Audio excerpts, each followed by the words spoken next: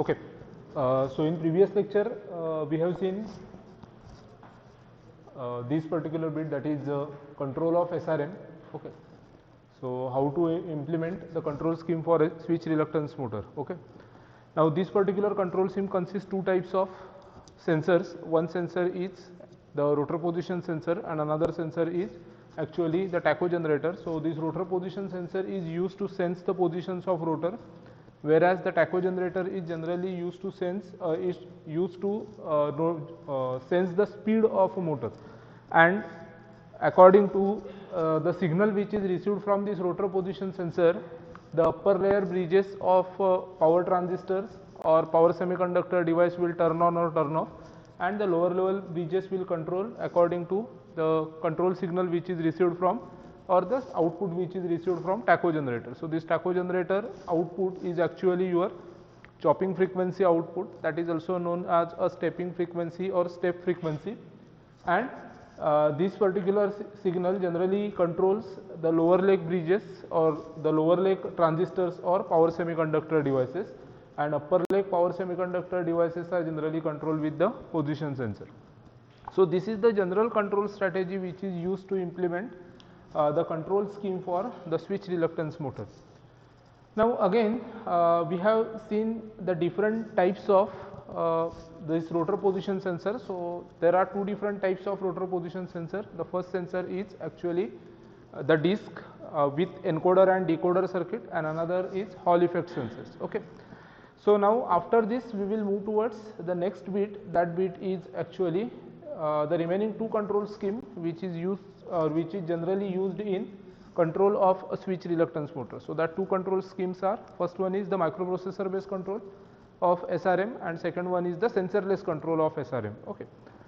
So in microcontroller based control of SRM as well as in basic control strategy of switch reluctance motor, it is necessary to sense the rotor position and the speed of a generator or speed of a actual motor. That means we require two different types of sensors for that control strategies. So if we employ or if we use a sensors in control strategy, definitely that will increase the cost of actual drive, along with there is a increment in certain fittings, because whenever it is necessary to suppose if we use a speed encoder to sense the rotor position, at that time you have to mount that disc on the shaft of SRM. So for that purpose it is necessary to extend that particular shaft, that will increase the cost of fitting. So ultimately that will increase the cost of entire drive. So to avoid this cost of entire drive and to make that SRM drive as a cost effective, we generally go with sensorless control of SRM. So that is our second strategy of actual control scheme of SRM. So first one is the microprocessor based control and another one is the sensorless control. Now microprocessor based control of this SRM is similar to your initial control strategy which we have discussed in previous lecture. Okay. So again we required the two important inputs from the actual SRM data, that is actual running data of SRM. So that two inputs are, the first input is provided by the rotor position sensor. So we required the position of rotor, and second one is by using current sensors. So that current sensors are generally used to sense the currents which are flowing through respective stator winding. So here also we require two different types of sensors. One is the current sensor and another one is the rotor position sensor. Okay. So now this block diagram generally shows the microprocessor based control scheme of a switch reluctance motor. So if you look towards this particular block diagram, this is now similar to the microprocessor based control of variable reluctance stepper motor. If you recall that block diagram, then somehow that two control strategies are similar. Okay. So here also we require two different inputs for the microcontrollers. So that microcontroller two inputs are generally, one is the current which is flowing through stator winding of that SRM, and that current is generally sensed with the current sensors. Another input is actually the rotor position sensor, so that senses the position of rotor. Okay. So this rotor position sensor and current sensors are used to sense the stator current and rotor positions respectively. So this entire scheme generally consists of the microprocessor, there is a inbuilt memory and the PPIs, Then power converter using a converter circuit. So this power converter is any one of the type of converter circuits. So we have discussed 3 to 4 types of converter circuits. Okay, so out of that converter circuits we can use any one type of power converter circuit. So this power converter circuit is generally excited with the DC supply. Okay, so there is a necessity of external DC supply, and that is provided to power converter circuit. So if you look towards this diagram, this particular section, that means this power converter circuit SRM, this section is actually your power circuit. Power circuit that is generally carries the larger values of current. Okay, and whereas remaining parts, that is the gate driver circuit, opto isolators, microprocessors, and the signal conditioners, these are generally control strategies or control circuits. Okay, so the current rating of these control circuits are generally less as compared to the current rating of this power circuit or current which is flowing through this power circuit. Okay, so now here this power converter is any one of the type of converter circuit which we have discussed. So either that consists n number of n plus 1 number of diodes along with n plus 1 number of semiconductor switches, that may consist 2n number of diodes along with the 2n number of semiconductor switches. Okay, or maybe each stator winding is divided into 2 different identical halves, okay, which are magnetically coupled with each other. So we have discussed that 3 power converter circuits in one of our lecture. So generally in case of control strategy of SRM, this power converter circuit is n plus 1 semiconductor switches along with n plus 1 diodes. Okay, because that particular circuit is actually cost effective power converter circuit, n plus 1 and n plus 1 switches. So there are n plus 1 IGBTs, n plus 1 MOSFETs, or that may be n plus 1 power transistors which are used to switch a particular stator winding, and n plus 1 diodes. The diodes are generally acts as a freewheeling diodes. Okay, so if we consist say 3-phase SRM, then for 3-phase SRM we have to use a 4 IGBTs or MOSFET or power transistor and 4 diodes. So definitely there is a reduction in this component cost, and that will make the SRM drive as a cost effective drive. Okay, so in actual control strategies, this power converter circuit is n plus 1 diode along with n plus 1 power semiconductor switches. That is whatever circuit which we have discussed, second circuit which we have discussed in that lecture. Okay, so this power converter consists certain semiconductor devices or semiconductor switches. So definitely that semiconductor switches are controlled with the gate driver circuit. So if that semiconductor switches are either IGBTs, MOSFETs or power SCRs, at that time this circuit is actually gate driver circuit.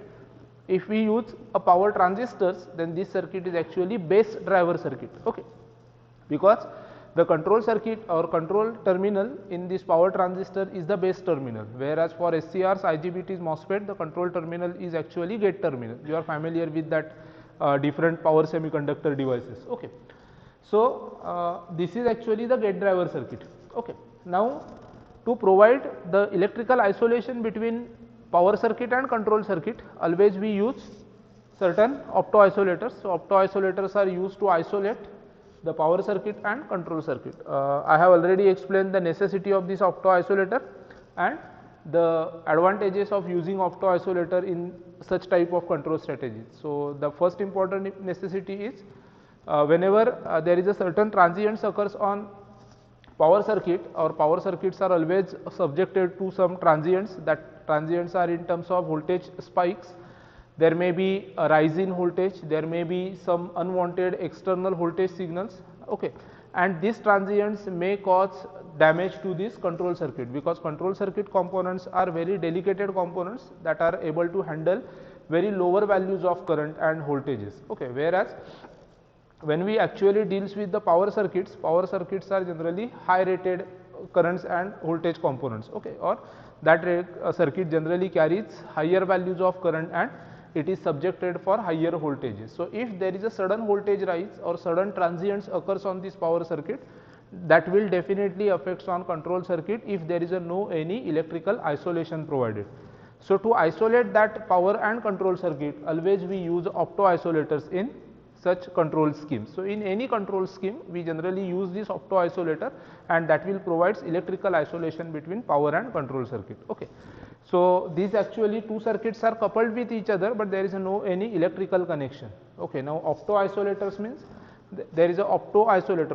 Opto isolator generally consists one light source. That light source transmits signal in terms of the light ray, and that light ray is received at the receiver end. Okay, and there is a transmission of signal takes place from one side of that opto isolator to another side, but there is no any electrical connection.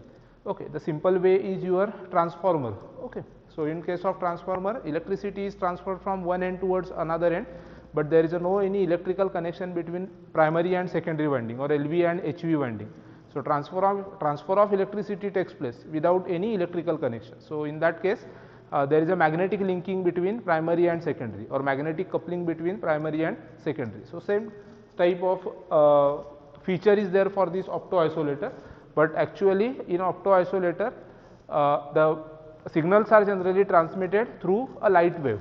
Okay, so opto isolator emitter emits a certain light signal. That light signal consists the signal which has to be transmitted from one part of circuit to another, and at receiving end there is a receiver.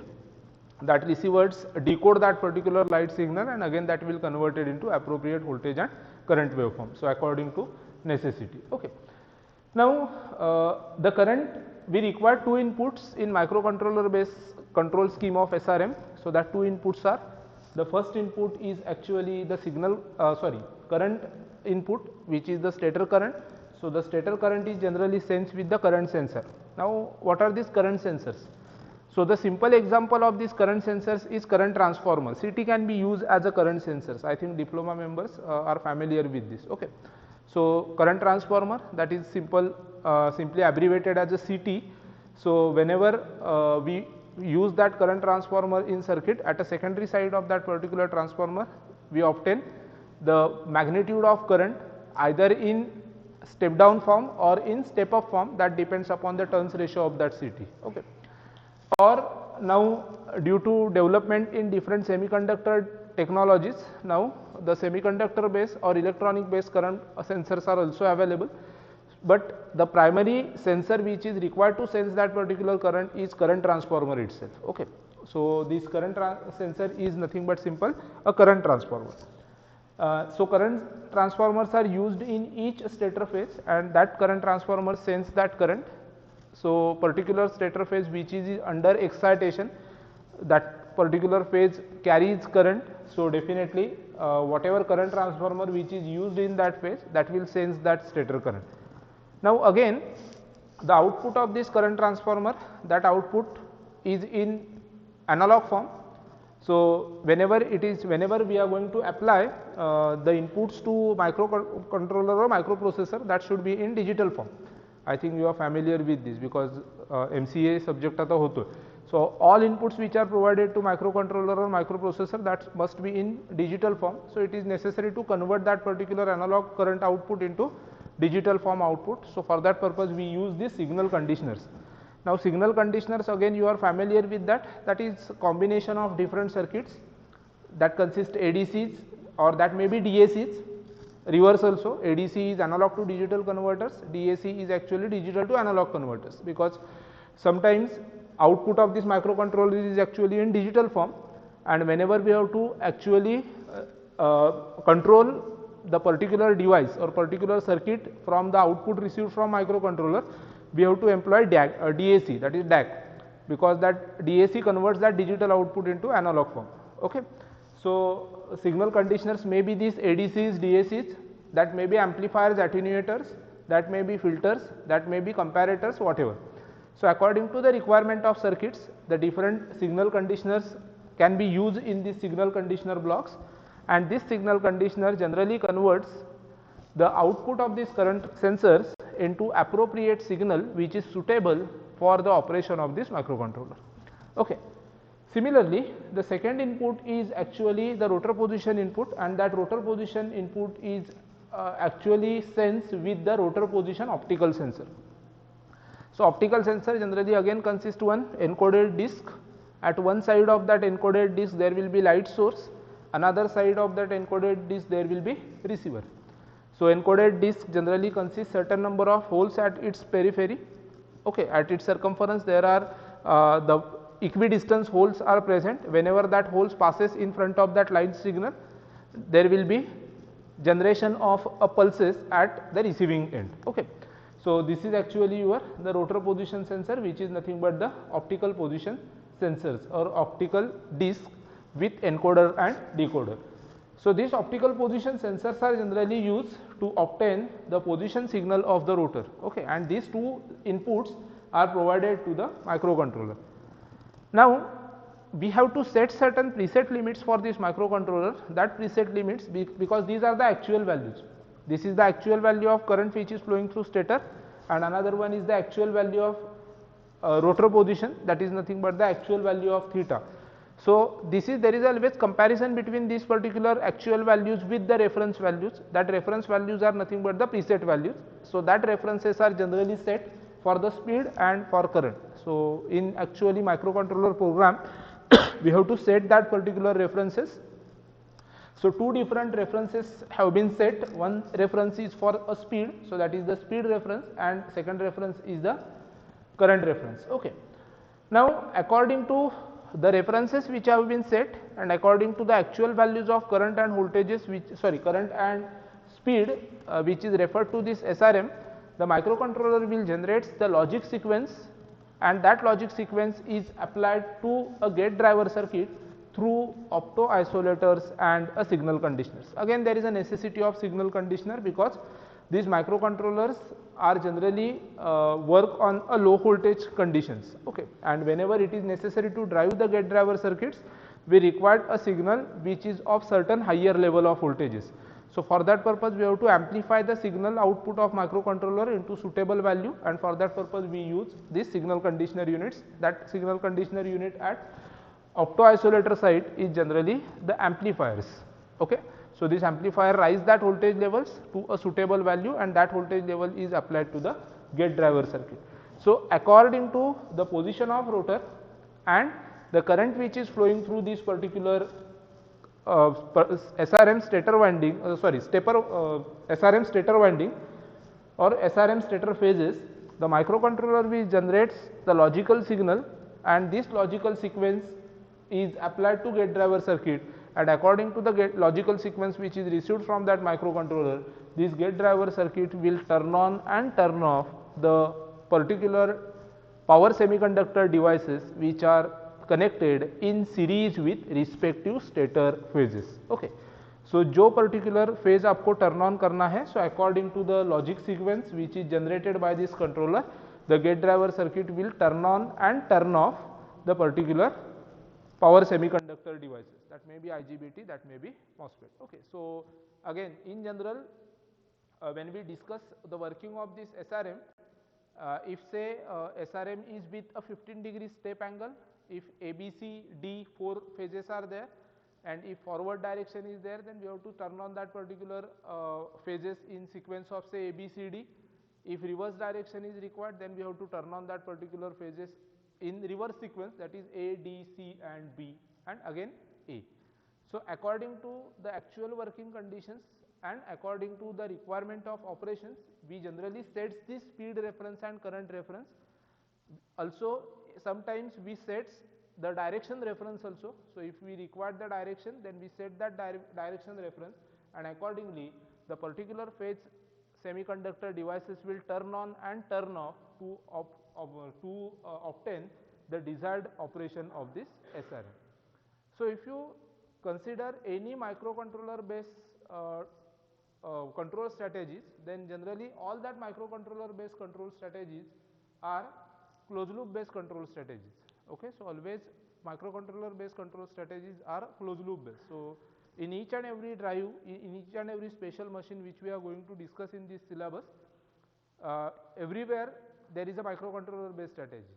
Again, depending upon user to user, we can make a number of modifications in this strategy, because entire working depend entirely based on entire working of this control strategy is completely depends upon what program we fed in that microcontroller memory. So according to the program which is fed to this microcontroller or microprocessor, we obtain desired operation. Okay.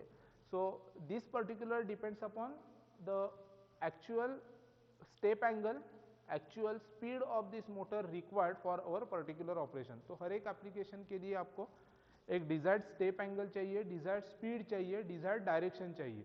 So according to the requirement of actual application, one can modify the program which is fed to this microcontroller, and accordingly we obtain the desired operation of that control scheme or desired operation of that switch reluctance motor. Okay. So this is about the microcontroller based control of switch reluctance motor. Now the last type of control which we are going to discuss is the sensorless control of switch reluctance motor or sensorless control of SRM. Now in very first lecture of this chapter itself, I have told that switch reluctance motor is maximum or is 99% similar to your variable reluctance motor which is running under closed loop condition. So if we run variable reluctance motor, variable reluctance stepper motor in closed loop condition, then that operation is similar to switch reluctance motor. Okay. So whenever we are going to run any machine in closed loop condition, we required one important parameter, and that parameter is the parameters which are there from output. So we required output parameters for the control of that particular machine. So whenever it is necessary to sense that output parameter, we require different sensors. So if we use various sensors in the control scheme, definitely that will increase the cost of particular drive. And whatever drive which we are going to design for a particular application, that drive should be cost effective. Okay, so suppose एक particular application के लिए मुझे drive design करना है, whatever application is there, that application gives me profit of say 50,000 or say 50,000, and if I design that drive with a cost of 1 lakh rupees, then definitely ये घाटे का सौदा है. Okay, so whatever drive which we are going to design for a particular application, that drive should be a cost effective. Okay, so cost is one of the important parameter whenever we are going to design any electrical system. So this particular scheme generally gives the cost effective drive of SRM, because in sensorless control the need of a rotor position sensor is completely eliminated. We can completely eliminate the rotor position sensor, and we sense or we control the operation of this particular motor based on variation in the inductance of a particular stator phase. Because in very first lecture, while explaining working, I have explained that generally in case of switch reluctance motor, there will be the variation of inductance takes place whenever a particular stator phase is under excitation. We have derived that, or we have discussed that variation in inductance also, how that inductance varies according to the overlapping between the stator pole and rotor teeth. Okay, so according to the overlapping angle between stator teeth and rotor stator pole teeth and rotor poles, there will be variation in inductance. So whenever there is a maximum overlapping, inductance will be maximum. Whenever there is a no overlapping, inductance will be minimum. Okay, so whenever the rotor will rotates according to the position or according to the overlapping angle between the stationary stator poles and rotating rotor teeth, there will be change in inductance. Okay, so that inductance variation is always rise in inductance, constant inductance, fall in inductance, again constant inductance. So that will complete a one cycle whenever a one rotor teeth will completely passes in front of one stator pole. So that will be the one variation or one complete cycle of inductance variation. So we have discussed that cycle. So the inductance of a particular stator phase varies according to the position of a stator pole and rotor teeth. Okay, in simple, the inductance of a particular phase varies according to the overlapping angle between stator phase and rotor teeth. So this variation in inductance is generally sensed in case of a sensorless control of switch reluctance motor. Okay, so here also we use one current sensors. So that current sensor is generally used to sense the current or stator current, and accordingly we decode that particular sensor output into the inductance variation, and we use that inductance variation concept to run this sensorless control of switch reluctance motor. Now before moving towards actual control strategy, first let us see what is necessity of this sensorless drive if the closed loop control drives are available with us. So whenever we use the closed loop control scheme, that may be the basic control strategy of SRM, or that may be the microprocessor or microcontroller based control scheme of SRM, then we require the position of a rotor as an input to that control system. So every time it is necessary to sense the position of rotor, and for that purpose we required the optical sensors to sense the rotor position. So whatever the encoded position sensor is there, that is actually decoded into a particular electrical signal. So optical disc with the encoder decoder, that is required if we have to sense the position of rotor. Now if we have to mount that optical disc on the rotor shaft, definitely we have to extend that rotor shaft outward. Okay, so if we consider the complete motor, we have to extend that particular shaft outward. Okay, if we extend that shaft outward, then definitely there will be rise in cost of fittings. So whatever fittings which we are going to use for the extension of that shaft, then whatever costing of that optical sensor circuitry is there, that is optical disc, encoder circuit, decoder circuit, that entirely makes the SRM drive with a certain higher cost, or that will increase the cost of that SRM drive. Okay. So encoders are generally used in closed loop operations, that may be optical or that may be electromagnetic types, and generally that requires a shaft extension. So this particular shaft extension and additional fitting increases the cost of particular SRM drive. Second important thing is, whenever we extend shaft outward, definitely the whatever space which is required to mount that particular drive, that space is also increases. So if we have to make a product or whatever system compact, then we have to do, or we have to find some solution to minimize the space which is required for that drive. Okay, तो यदि आपने अपना regular close loop system use किया तो क्या है, तो due to extended shaft, due to external mounting of that disc, encoder, decoder circuit, the space which is required for that SRM drive, that cost space also increases. So यदि आपको space या compact product और compact system बनाना है, तो definitely we have to use a particular SRM with some different control strategy, and the important control strategy in such application is the sensorless control strategy. So in sensorless control strategy, we completely eliminate the rotor position sensor devices, that is there is a no necessity of any external or extension of rotor shaft, no necessity of any fittings or extra equipments which is required for the closed loop control strategy of SRM. Okay, so in sensorless control, such extra equipments and fittings are completely eliminated. Now there are various techniques employed in these sensorless strategies of SRM. So number of control strategies are used. So here we are going to discuss only one technique out of that number of techniques, that is actually sensorless control with the microprocessor. Okay, sensorless control with a microprocessor scheme. So this is the block diagram for that sensorless control with the microprocessor scheme. Okay, I will explain this graph later. So now if you look this block diagram, there is a no any rotor position sensor employed, a rotor position sensor used to sense the position of rotor. So rotor position sensor is not there. Only we required the current and voltages which are associated with the particular stator phase and particular power converter bridges. So we have to sense the current flowing through stator phase windings, and we required the voltages across that particular stator phase. So we can easily sense this current and voltages. Current voltage sensors are generally cheap, so we can use a current and voltage sensors, and that will definitely reduce the cost of entire control scheme. Okay, remaining scheme is same. So whatever current and voltage which is sensed from the power converter circuit, which is nothing but the actual stator voltage and stator current, that is converted into the desired signal using the signal conditioner and ADC. So whatever output of this ADC is given to the microprocessor. So microprocessor also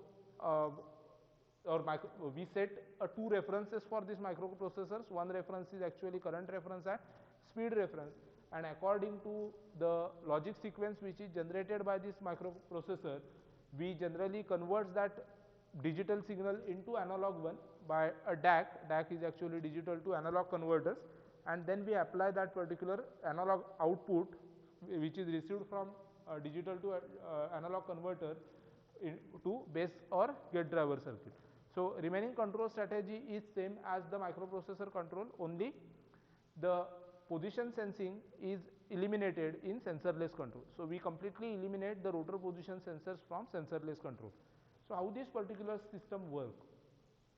So this method generally estimate the inductance of energized phase corresponds to the instantaneous position of rotor. So as I have already explained, there will be variation in this inductance according to the position of rotor, and this variation in inductance is generally estimated in this control scheme. So in sensorless control, we generally estimate the inductance of energized phase corresponding to the instantaneous position of rotor, and accordingly there will be generation of a signal to switch on the incoming phase. So when that incoming phase will get switched on, so that incoming phase will get switched on when the value, that is inductance value, becomes equal to minimum present value. Whenever inductance is minimum, at that time a particular stator phase is get excited. Okay. So whenever we excite that stator phase, then and then only there will be rise in inductance. There will be rise in inductance. So at whenever the inductance is minimum, or whenever current flowing through that particular stator phase is 0, or when that current is minimum, at that time corresponding inductance is minimum, and when that inductance is minimum, we have to apply, or we have to generate the turn on signal for the particular power semiconductor device which is connected in that particular phase. So say if initially a phase of SRM is excited, after a complete operation of which is related to phase A, whenever it is necessary to excite phase B, at that time what will happen? So inductance of phase B is at minimum value, because there will be no any excitation provided to phase B. So when that excitation pulse to phase B is provided, when that inductance is minimum, at that time we provide excitation pulse to the device which is connected in series with that phase B. When we excite that, or when we turn on that semiconductor device, at that time there will be rise in inductance, constant inductance, again according to overlapping of the phase B stator phase pole, and rotor position, fall in inductance, constant inductance. So that inductance cycle will get completed. Then after we have to excite phase C. So this excitation pulse for a turning on of a power semiconductor device is always provided when inductance of corresponding phase is minimum. Okay, so same logic is used in this particular sensorless strategy. So it generates a signal to switch on a incoming phase when the value is equal to the minimum preset value of inductance. Okay, so whenever the whatever preset value of inductance is there, whenever inductance value is minimum to that preset value, it will excite the corresponding phase. So I think you are familiar with these two equations, and these two equations you have learned in ECA. Okay, recall. Or in case of in electromechanical fields and in electromechanical energy conversion also we have used these two equations. So these two equations, one equation is for psi of t. Psi of t is nothing but the flux linkage equation. So at any time interval t, the flux linkage corresponds to the particular phase. Psi of t is the integration of v of t dt minus I of t into r into dt. So this equation is actually the flux linkage equation for simple RL circuit. If you recall simple RL circuit, then this is the equation for flux linkage of simple RL circuit, where I of t into R is the voltage drop across R, and is V of t is the voltage drop considered across inductance. Okay. And L theta is what? L is the function of theta. L is the inductance. Inductance is always function of theta. Theta is the position, rotor position, or it is actually, you can say that, overlapping angle. Theta is the overlapping angle between stator pole and rotor teeth.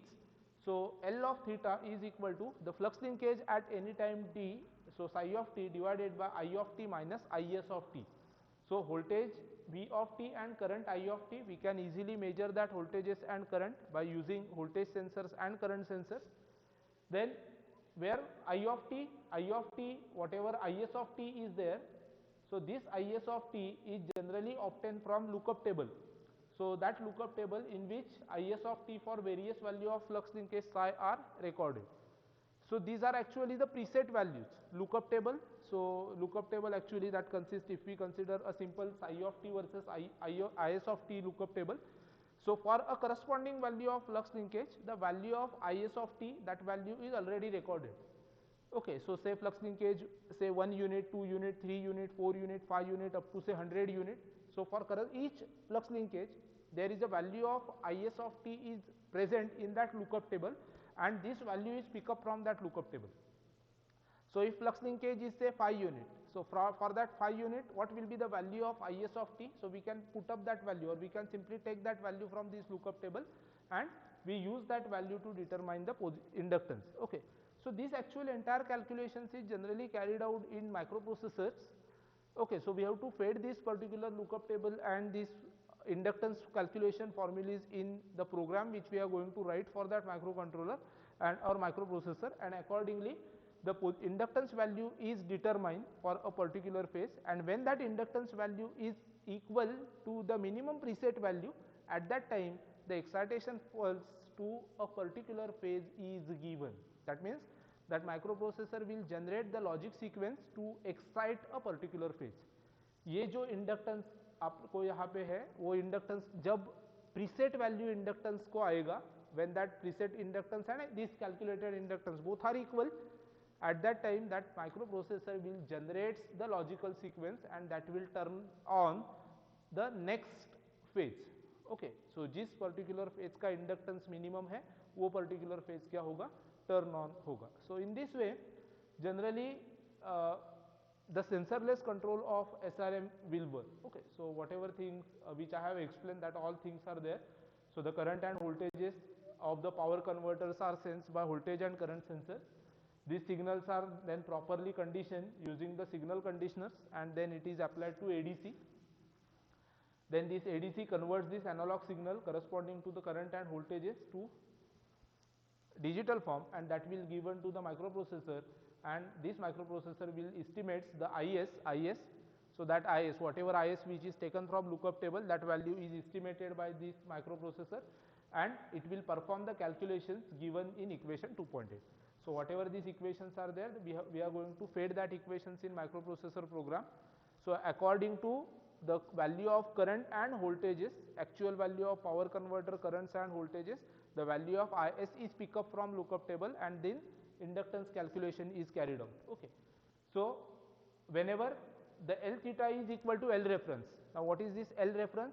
जो preset inductance मैंने बोला था, for a particular phase we have to set one preset inductance, and when that L of theta is equal to preset inductance, that phase will get energized. Okay, यहाँ पे operation में ही है, operation whenever okay, the microprocessor will generates the switching signal whenever the value of inductance is equal to the minimum preset value. So ये जो preset value है, so we have to set that particular preset value, and that preset value is the L reference.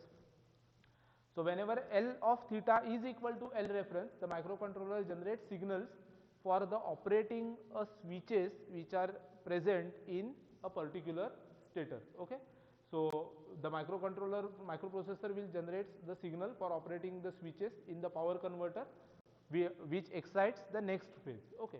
Now the signals from microprocessors are again converted into analog one by DAC, and then it is fed to base driver circuit or gate driver circuits for amplification. Okay. So this signal is get converted, and then it is applied to the base and gate driver circuit. Whenever these circuits receives this gate signal, the appropriate switching devices are operated, and the corresponding phase of that SRM will get switched on. Okay, so this is the simple operation of your sensorless control of switch reluctance motor. Now last bit from this chapter, what are the advantages and disadvantages of SRM? So there are various advantages for this SRM. The first important advantage is the rotor construction of SRM is very simple, because rotor is a simple stack of laminated stamping. There is nothing on rotor, no winding, no permanent magnet. Okay, so it is a simple stack of different laminated stamping. So rotor construction is very simple, and again, due to absence of these permanent magnets and windings on rotor, rotor is of a lower inertia. Rotor inertia is less. Okay. Next one is rotor has no winding, no permanent magnets, hence higher permissible temperature. Third one is the major losses occurs in stator, because winding is only present on stator. There is no any rotor winding. So whatever copper losses which are takes place in the SRM, that entire copper losses are stator copper losses. Stator copper losses or any copper losses leads in heating of a machine. Okay, whenever there will be copper loss takes place in winding, that copper loss ultimately converts the power into heat, and that will increase the temperature of winding. Okay, so here the major losses are takes place on stator, and as stator is stationary, stationary object can be easily cooled. So if winding is stationary, then we can easily employ a certain cooling technique for that winding. So the method of cooling is very easy in case of switch reluctance motor. Okay. Fourth important advantage is the stator is easy to wind. Stator is stationary, so we can easily wound that stator windings. Again, if you look towards the winding of, if you recall construction of this SRM, then there are number of stator poles. Every pole consists of one simple coil.